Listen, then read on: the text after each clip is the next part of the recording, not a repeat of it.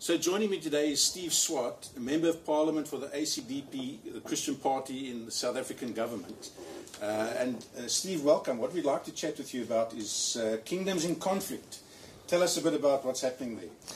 Well, first of all, we see in Parliament and in Africa that there are a lot of spiritual influences here.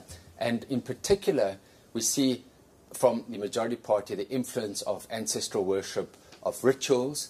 And then from the main opposition party, we see the influence of Freemasonry. And in fact, I'll take you later and we'll be able to see exactly where a Freemasonry lodge is operating here in Parliament. So it is crucial that we, who stand for the kingdom of light and the kingdom of God, address these aspects from a spiritual perspective.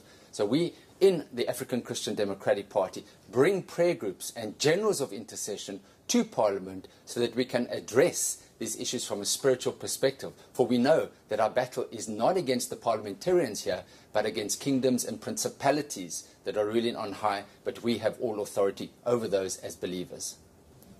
So we invite you, come to South Africa, come and visit us in Parliament, come and see what God is doing for yourself.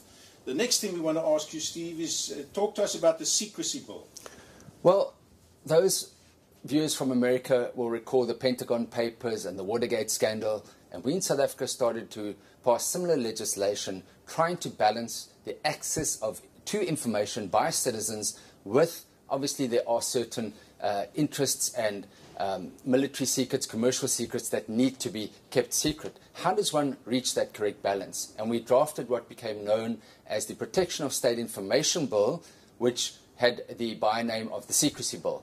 Initially, it was draconian, with very little access to information by citizens, but we, as the Christian Party, then engaged in an 18-month process. I am a lawyer, so I sat on that committee, and over a period of 18 months, myself, together with one or two other MPs, managed to redraft this piece of legislation.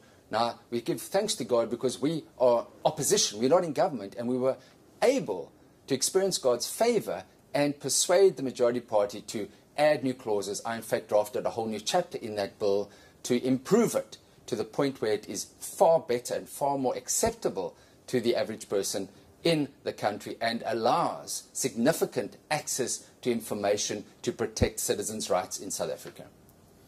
So this is really amazing to see. Yeah, you can see how it is possible to, as a believer, actually make an impact and actually change laws and change the way things operate in your nation.